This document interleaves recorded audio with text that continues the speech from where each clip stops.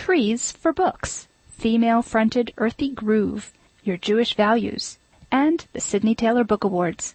Stay tuned.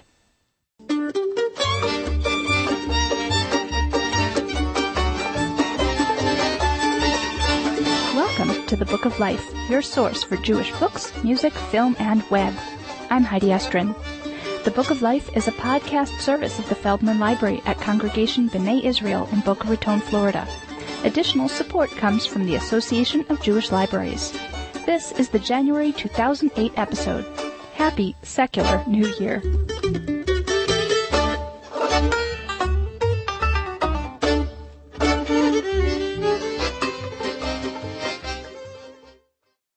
Every book you read was once a tree. Now you can plant a tree for every book you read with Ecolibris.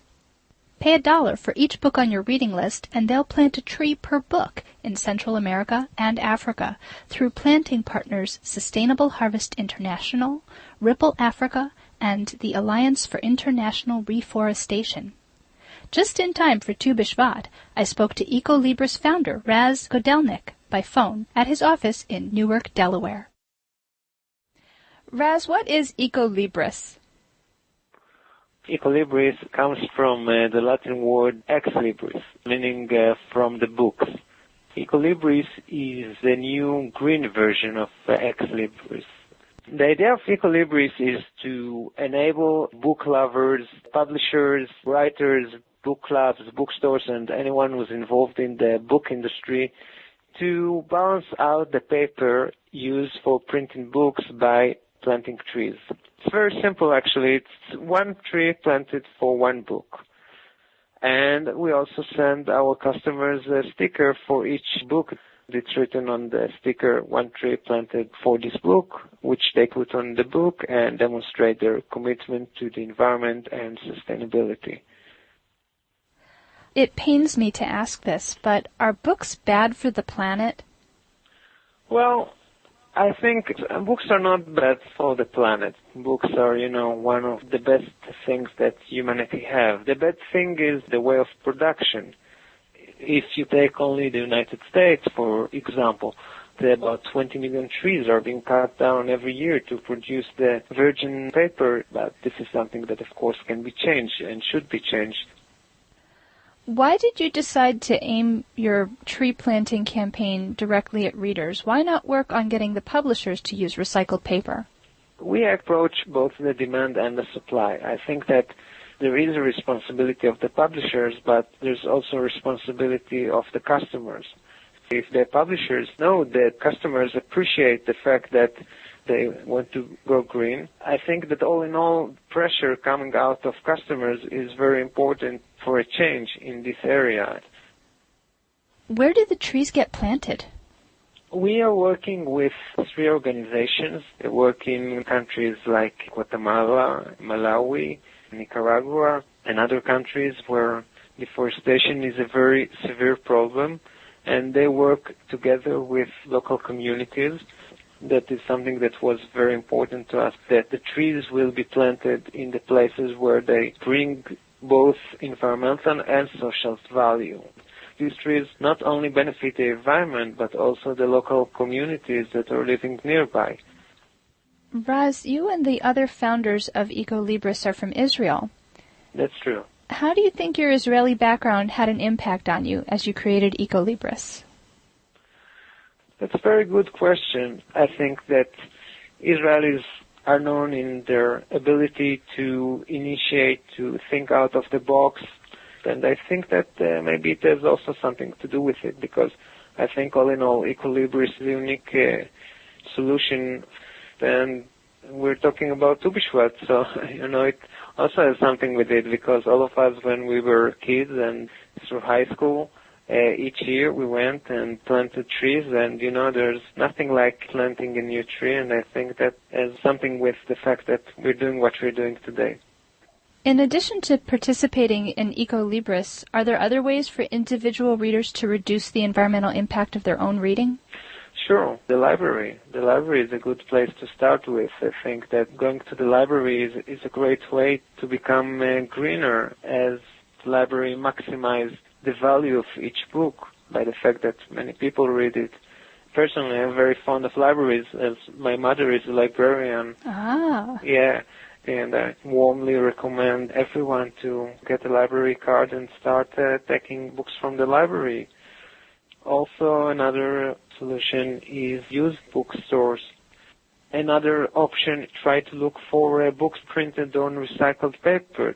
There is a list of writers and publishers that are doing that on greenpressinitiative.org. Online, there are now a lot of websites where people can swap books, like Bookmooch, bookcrossing.com, that are actually a free, huge book club. So all in all, I think that there are a lot of ways that people can go green and reduce the impact of their reading. Raz Godelnik, thanks so much for speaking with us. Thank you very much. It was really a pleasure, and I saw your website, and I think it's really interesting, and I'm really happy to be part of interesting conversations with interesting people. Buddhist and a Catholic and a Muslim too, an atheist, a Hindu, Rasta and a Jew. Whatever you believe, it must be true, because there's more than one way to be free. Hannah Rothman's debut album, We Can Rise, mixes Jewish prayer with folk, hip-hop, world beat, and reggae. The energy, the rhythm, and the thoughtful lyrics in Hebrew and English are just a few of the treats in store for you. Check her out on myspace.com/Hannah Rothman. I spoke to Hannah by phone at the New York offices of her label, Oihu Records.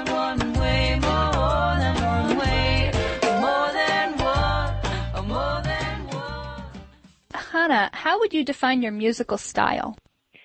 I would define it as female-fronted earthy groove. And often I say bilingual because I sing a lot in Hebrew. Tell us about your album, We Can Rise. It's like a soundscape of the travels that I've taken and the people that I've met, using text in an interesting way. Some of the travels that I've done in the past couple years, in the mountains in Colorado, and then I traveled around the world. One song was written like on a rooftop in Nepal. I actually think the song More Than One Way, that's a big thing that I brought back from my travels. I think that a lot of times, particularly in the United States, we get really stuck in the idea that this is like how things are done, and it's the only way things are done. And to travel is really to open your mind up, to see other people's reality. And, you know, it could even be just leaving your own city or neighborhood. I think that the biggest thing that I got is that there's so many beautiful ways to be in the world, and being willing to put yourself in an awkward situation where you're not familiar with the culture and just absorb it and learn it. That's something that I took away as like a huge gift, to really let yourself be humble and see that there are all these different ways to be.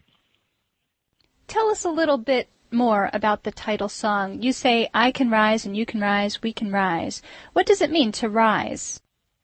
We Can Rise is basically just this like faith in ourselves, in our own voices, in the power that we have to lift each other up, because we can so easily fall. And it's linked to this larger things of like the mountains and the sky and all these natural bases that we have for our life. But really we need to take it into ourselves and lift each other up. This song first started because I was jamming with some friends at a Jewish nature center that I used to work at. And so there's this really open environment. So that's the link between the spiritual and the text and the everyday. You live in Brooklyn now, but right. You're originally from Canada. Do you think that your Canadian upbringing has an effect on your music? Huge. I love that question.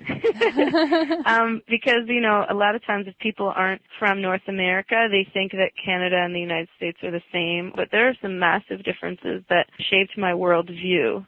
The United States is like you get into this zone and you kind of forget about other countries and that they exist, except in the context of your own lens. And I think in Canada, it just gave me a little bit more of a global sense.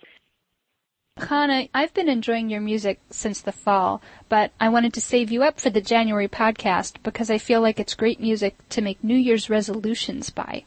It seems to me that the songs are full of messages of empowerment. Can you talk about your message? Thank you for recognizing that. I struggle a lot as a person, And this message of empowerment a lot of times is me talking to myself because I get really frustrated and the world is a hard place to be in sometimes. Your music is so very Jewish, and yet it's very universal too. Why is it important to you to emphasize Judaism within your music? Well, I think some of it comes from my own personal cultural pride. I was raised with an idea that being Jewish meant being a really good person and caring about making the world better. And also I've spent a lot of time in Israel, and Hebrew is a language that feels really comfortable to me and passionate. And so to make these connections that we have from our tradition about like making the world more just and empowering ourselves and to bring them into a modern lexicon of music is really important to me because I want these to be accessible. I really want us and the next generation of us to feel that our culture is beautiful and important and teaches us really important lessons about like how to be a good person. There is a certain universality to taking back your voice, lovingly reclaiming it and giving it to your peers. As someone who's been in a lot of activist communities, when I see other people taking pride in themselves, somehow is empowering to me. So I hope that the opposite is true, that it's empowering for other people to see that I'm connecting with my roots. I think that this renaissance of Jewish art that's happening right now is really important and really exciting. I'm really happy to be a part of it. Hannah Rothman, thanks so much for speaking with us. It was my pleasure. Thanks for having me.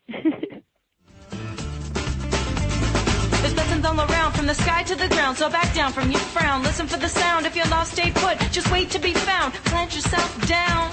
And if you fall, get up, cause you're not that far gone. There's a new light about to shine into Zion. If you made it this far, you can push through to dawn. Come on, come on, come on, come on. I lift my eyes to my surprise, beneath the lies, I can rise and you can rise. I lift my eyes to my surprise, beneath the lies, I can rise and you can rise. I can rise, you can rise. I can rise and you can rise. I can rise and you can rise. We can rise. We can rise. We can rise. The Jewish Values Finder began life as an online database of Jewish children's literature and is now also available in book form from the library publisher Neil Schumann. I spoke to Judaica librarian extraordinaire Linda Silver in Cleveland, Ohio, about the transition from Byte to book. Linda, why is there a need for a resource like this? Why look books up by their values? Well, there are more and more Jewish books published each year. The number has just about doubled since about 1990. The mainstream review media will review books of Jewish content from mainstream publishers, but they don't regularly, reliably review books by small Jewish presses or books that are written from an Orthodox point of view.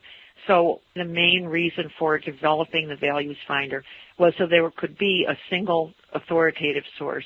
The other reason for organizing around values is, as a practicing librarian, I was aware of how often people would ask for books that exemplified or embodied a certain value.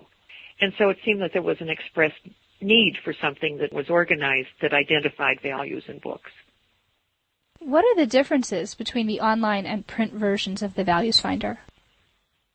I purposely made it different, partly to meet the demands of the print form. There are about 200 values used online, and those were condensed to actually 17 more broadly conceptualized values in the book. Awe and reverence is one, contentment is another, learning and wisdom is another, loving kindness. So you get, I think, a broader overview of Jewish children's literature through the book. Always the advantages of anything online are the searching capabilities. So the electronic version is much more versatile. Let's have an example of how the Values Finder works. Can you pick a favorite book and explain how it exemplifies any particular Jewish values? Yeah, I can go to the computer. Let's take Chicken Man, one of my all-time favorite books, and I think a real classic in Jewish children's literature. Yes, actually, Michelle Edwards was a guest on the Book of Life back in October. That's right. And the reissued version is coming out, I think, in January. Yes. So that's really wonderful news in the Jewish publishing world. Okay, so I type into my computer, ajljewishvalues.org. Chicken Man. It tells me that Michelle Edwards wrote it. It was published by Lothrop Lee and Shepard in 1991. Now, the values being cheerful, community, contented person, industriousness, kindness to animals, and optimism. Those are all of the values that I found in Chicken Man. The Jewish Values Finder continues the work of an older resource, Juvenile Judaica. Can you give us a little history? What was Juvenile Judaica? I think Juvenile Judaica actually began as Marcia Posner's doctoral dissertation. Marcia Posner, a well-known Jewish librarian and book expert, began Juvenile Judaica, and it was a list of Jewish books. There was a short annotation for each one, and then Marcia identified the books by their subjects and their values. And that came out in notebook form. Marcia's time and interest began to wane toward about 1995, and then it was nothing for a while until the Values Finder came online in 2003. In February, on the Book of Life, we'll be discussing what makes a book Jewish. And obviously you've had to think about that as you selected titles for the Values Finder. Do you want to have a crack at defining Jewish literature for us? Yeah, I think that you can define it fairly simply. You can make it complicated too, but I use a description that I first heard the storyteller Nina Jaffe talk about, and that I later read something by Dov Noy, the head of the Israeli Folk Archives. And they both say, and it's good enough for me, that a Jewish book has to have either Jewish characters, Jewish time, such as a life cycle event or a holiday, Jewish place, such as a synagogue or a shtetl, Jewish neighborhood or a immigrant ship, or it has to have Jewish meaning. It has to have some resonance to the Jewish experience and to Jewish values. So that's the simplest way that I do it. I think, it meets most tests. Linda Silver, thanks so much for speaking with us. Thank you for interviewing me.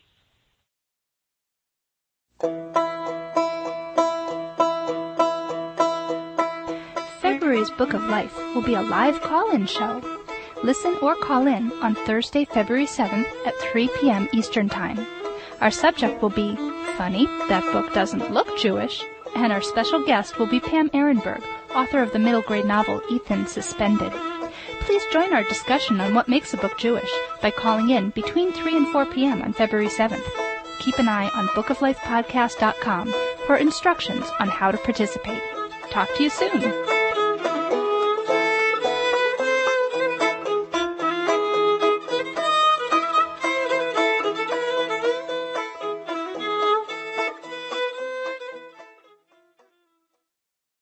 The Sidney Taylor Book Award recognizes the best in Jewish literature for kids and teens. This year's winners were announced by video at youtube.com/Sidney Taylor Award and online at sydneytaylorbookaward.org. We spoke to the chair of the awards committee, Rachel Kamen, by phone at her new job at the Des Plaines Public Library in Des Plaines, Illinois. Please excuse the quality of the audio. I had a problem with Skype and had to record via old-fashioned telephone, but I didn't want you to have to wait any longer than necessary to hear this exciting news. Rachel, what is the Sidney Taylor Book Award? The Sidney Taylor Book Award of the Association of Jewish Libraries honors new books for children and teens that exemplify the highest literary standards while authentically portraying the Jewish experience. And the award is in memory of Sidney Taylor, the author of the classic All of a Kind Family series. And 2008 marks the 40th anniversary of the award. The award has 3 categories: for younger readers, for older readers, and our newest category that was initiated last year is for teen readers. What book is the winner in the younger readers category this year? The 2008 winner of the Sidney Taylor Book Award for Younger Readers is The Bedtime Shema, a Good Night Book by Sarah Gershman, and the illustrations are by Christina Swarner. And it's a wonderfully accessible book that helps children explore the meaning and the concepts behind the Shema prayers. And anyone familiar with Howard Schwartz's book, Before You Were Born, will instantly recognize Christina Swarner's illustrations, which are just absolutely stunning. And then there's also included with the book a wonderful CD that features the voice of Rabbi Julia Edelman singing all of the prayers in Hebrew. So it really adds value to the whole package. And who's the winner in the older readers category? Our winner for older readers this year is The Entertainer and the Dybbuk by Sid Fleischman, and it's a very unique novel.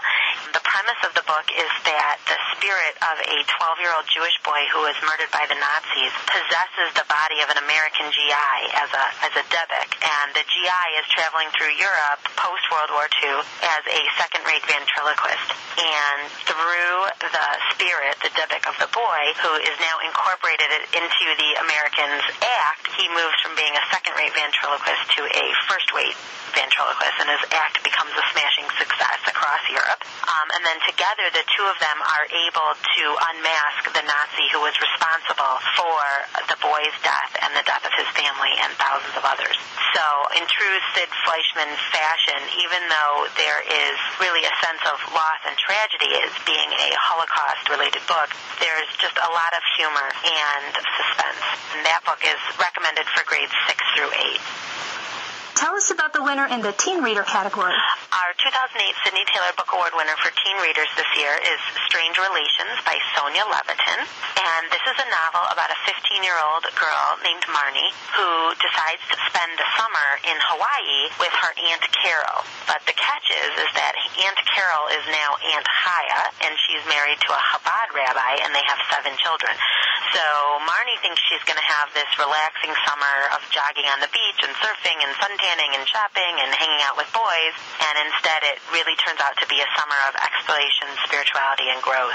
And Levitin, who's a very prolific author, just really captures the voice of a contemporary teenager and then realistically deals with some pretty tough issues like drinking, drugs, sexuality, and peer pressure. Sonia Levitin won the 1987 Sidney Taylor Book Award for The Return, and she's received 2 honor awards in the past from the committee, one for The Singing Mountain in 1998 and one for Silver Days in 1989. Now, the awards committee is recognizing other books, too. Tell us about that. Yes, the Sidney Taylor Book Award Committee also recognizes honor award winners in each category, our silver medalists, and then we also recognize notable books of Jewish content. Some of our honor winners this year for younger readers, The Castle on Hester Street by Linda Heller has new illustrations by Boris Kulikov, and the original edition was published in 1982, and it won the Sidney Taylor Book Award that year. And it's really many people's all-time favorite Jewish children's book, but Boris Kulikov's new illustrations just are magical and really enhance this classic book.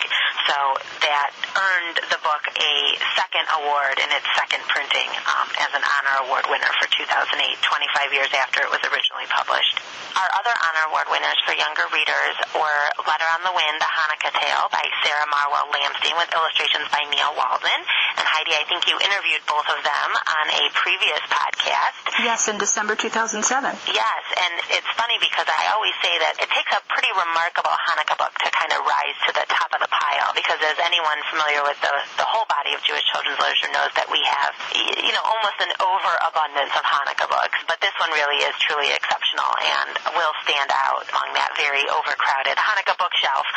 And then the other honor award winner, Light, is by Jane Breskin-Zalben. She's also a very prolific author, and this is a very unique picture book because it explores the concept of tikkun olam, or repairing the world, for very young children, which is something that I don't think has ever been explored in a picture book before.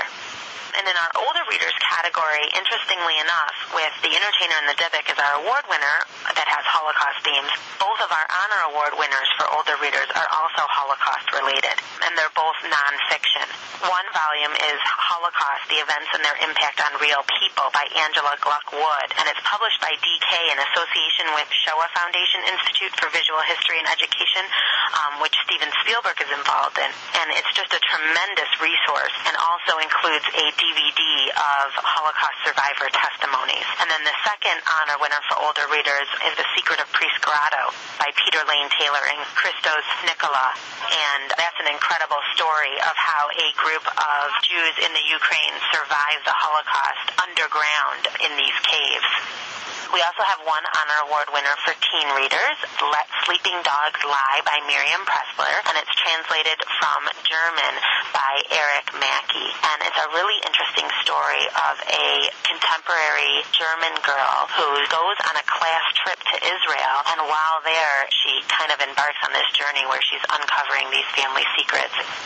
This year is the 40th anniversary of AJL's Book Awards. How are you going to be celebrating this big milestone? At our annual convention, the Association of Jewish Libraries, in June, which this year will be held in Cleveland, we will be having a full-day celebration on Wednesday, June 25th. We've already got an incredible lineup of authors and illustrators that will be attending, including many of our award winners for this year and some past award winners. And then we'll also have panels of experts in the field of Jewish children's literature to provide an overview and a history and additional information. So it'll be really exciting, and Cleveland will be the place to be in June.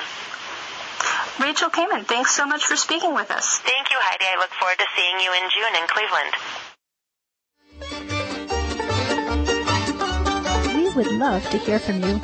Email bookoflifepodcast@gmail.com. Post a comment on our website. Or, if your computer has a microphone, leave a 2-minute voice message by clicking on the voicemail link on our website. Don't forget, you can also talk live with me and with other Book of Life listeners during our call-in show on February 7th. The Book of Life is supported in part by the Association of Jewish Libraries, tending the Tree of Knowledge, and promoting Jewish reading by supporting Judaic libraries and librarians. Visit them on the web at jewishlibraries.org. Our background music is provided by the Freilich Makers Klezmer String Band from Sacramento, California, whose CDs feature upbeat music from Ashkenazic and Sephardic traditions with Brazilian, Gypsy, and Celtic influences. Borrow their CDs at the Feldman Library or buy your own copies at freilichmakers.com. To download episodes of the Book of Life podcast, visit us on the web at bookoflifepodcast.com. Links to the books and CDs mentioned on the show are available on this website. You can also hear the latest episode by phone. Just call 916-313-3820. Thanks for listening, and happy reading.